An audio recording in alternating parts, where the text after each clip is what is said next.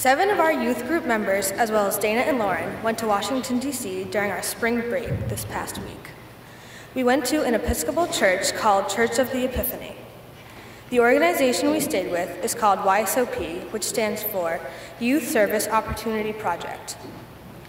This organization set us up with 4 different sites during our stay, and it involved helping homeless and hungry people throughout the D.C. area. We also got the privilege to listen to a guest speaker, Alan Banks, who told us his story about becoming homeless. One of the 4 sites we visited was called SOME, which stands for So Others Might Eat. One part of the site that stood out to me were the faces of the men and women that came through the doors. Serving them lunch was small on my part, but it seemed to make a huge difference in their day.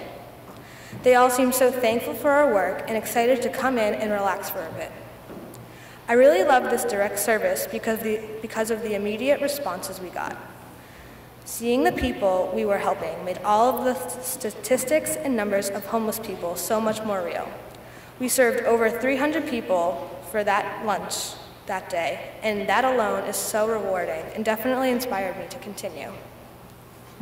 At the end of our long day at SOME, we were leaving on high spirits.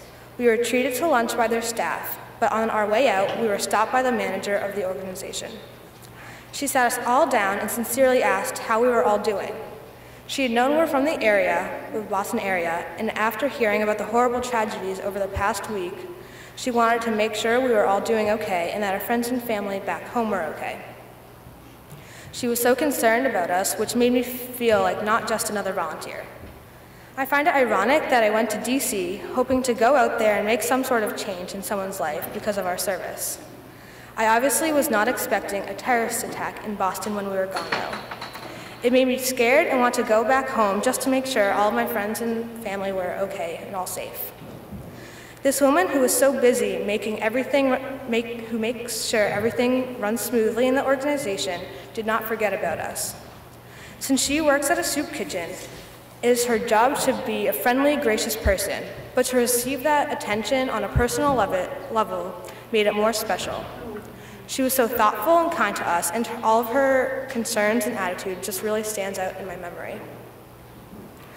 So listening to our guest speaker, Alan Banks, what he had to say was really inspiring and made me think about how I may not appreciate most of the small things in my daily life. He has been homeless twice now, the first time from mental illness, which is a main cause of homelessness, and the second time was out of his control. He had to struggle through the hardest times by himself.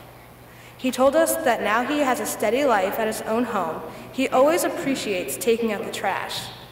He said that actually having food to throw away at a place to call your own is something he will never take for granted. This was really significant to me because I have never been the kid in my family who volunteers myself to take out the trash because I'm either too lazy or don't want to go outside, it's too cold out. But I now see that I am fortunate to even have trash. Living with a safe and healthy diet makes me look at taking out the trash a whole new way. I'm so lucky to live in a nice, safe, and dependable house with enough money to buy food that I almost want to offer myself in doing some of the chores I usually try avoiding. The bigger message, or another important message I took away from his story was to never forget that even though someone may be homeless, they still have feelings. Walking down the streets in the city always makes me nervous and especially uncomfortable. When passing someone homeless who is asking for money or just, what's going on? I never knew what to do, and more times than not, I would ignore them or try avoiding eye contact. But through the lessons from Alan Banks, I learned that saying a simple hello can go a long way. Acknowledging, being friendly, and treating people them like any other person can keep them from feeling like dirt, and respect can make a big impact on someone's life.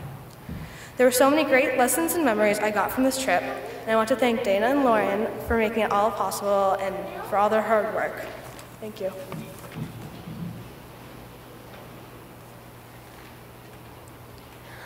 I'm going to talk about my experiences at the YSOP Run Dinner and volunteering at DC Central Kitchen. As Allie already explained, YSOP is Youth Services Opportunity Project, and it helped us by housing us and setting us up with all the places to volunteer this week. And DC Central Kitchen is a kitchen that it's on a It's a very large kitchen, and it produces food to send around all the homeless shelters in DC and soup kitchens. And also it has this really nice scholarship program where anybody who comes in and wants to learn how to cook can stay there for 12 weeks, and after they graduate, they can get a job at a restaurant.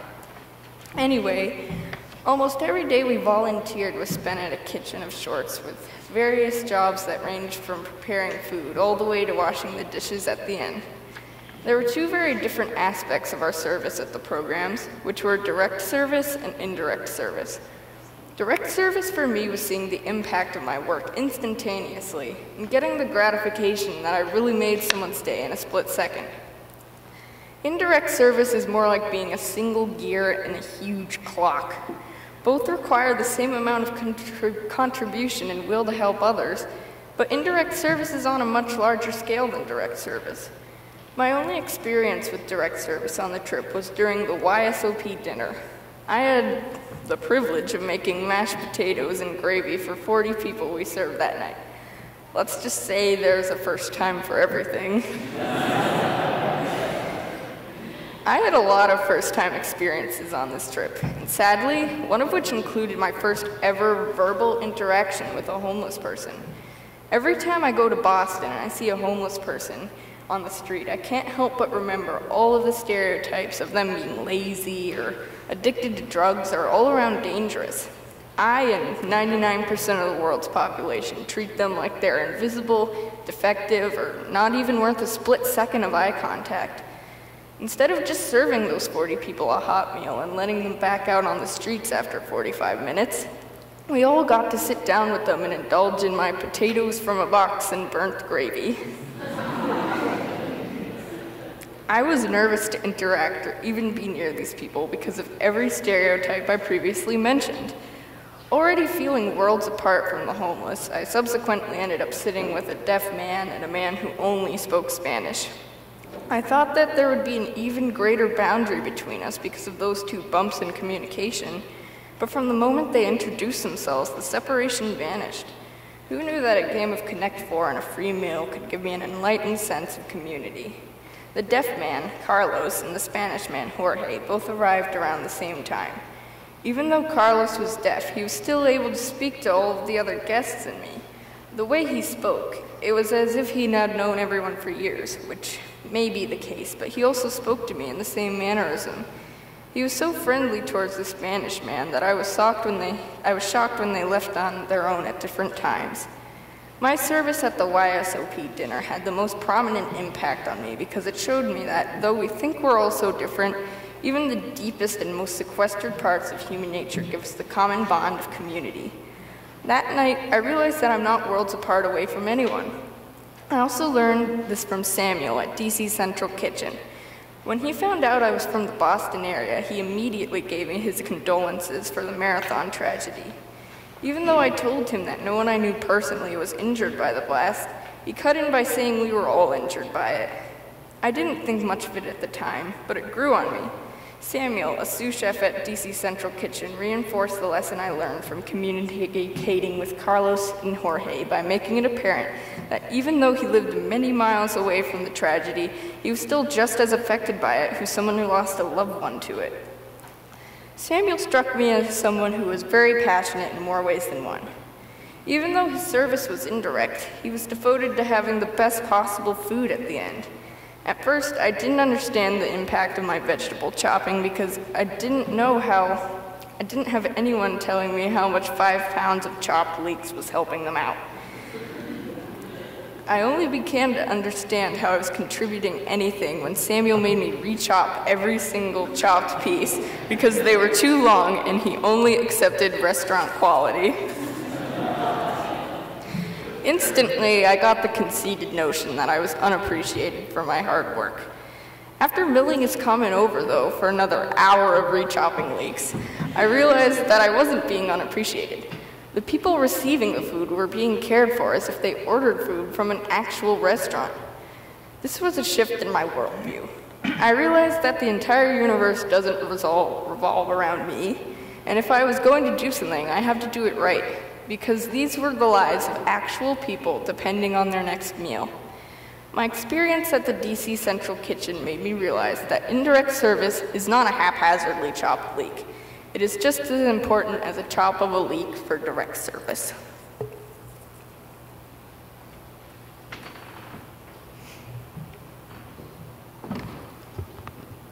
Hello. During our time in Washington, we volunteered at 2 organizations named Food and Friends and A Wider Circle. Both of these groups fall under the category of indirect service. Although we didn't really get to see the effects of the work we did, I appreciated the indirect work because it focused on smaller issues. For example, at A Wider Circle, we made packages of frozen proteins that would be given to families of people with diseases such as HIV/AIDS and cancer. The treatment of these illnesses is expensive, and by supplying these clients with a portion of what they ate, it made it so they had one less thing to worry about paying for. All the little things we did really added up. We packed more than 100 bags of frozen proteins and 2 weeks' worth of groceries. Additionally, at A Wider Circle, we helped families transitioning out of homelessness by supplying them with furniture for their new homes. We indirectly helped these families by assisting the people who worked for A Wider Circle organize their showroom and by unloading a truck full of donations. However, we also did some direct work by helping 15 families move the furniture, clothes, and toys they picked out for free into trucks to take home. The reason why I really enjoy this indirect service so much is because focusing on these small things makes me appreciate them more. Before this trip, I never gave things like frozen turkey burgers or my couch much thought. But hearing about how much it means to the people we were helping, it made me realize that these small things can make a big difference in people's lives. Even the detailed and sometimes minute-seeming work we did at Food and Friends and A Wider Circle was helpful to the homeless and the food insecure. There's been a 20% increase in the number of homeless persons and families. Also, 23% of the homeless population in the United States are children, and 1 in 5 children experienced food insecurity in 2010. Our work at these first 2 sites was focused on families, which is a growing piece of the homeless population. Our work at Food and Friends was especially important because it provided healthy food to families.